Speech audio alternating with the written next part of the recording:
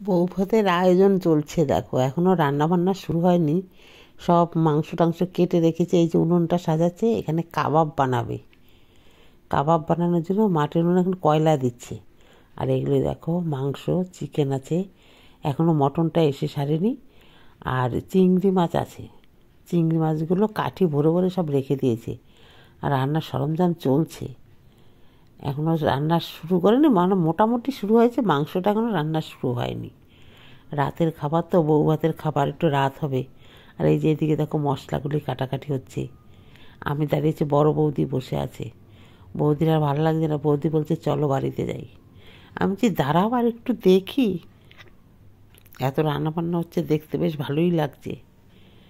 বৌদির তো মোটেই ভালো লাগছে না, বাড়ি চল বাড়ি চল বলছে। আমি বলছি দাঁড়াও দাঁড়াও একটু পরে যাচ্ছি। কত লোকের রান্না বান্না হচ্ছে, এখানে অনেক কিছু আয়োজন হবে।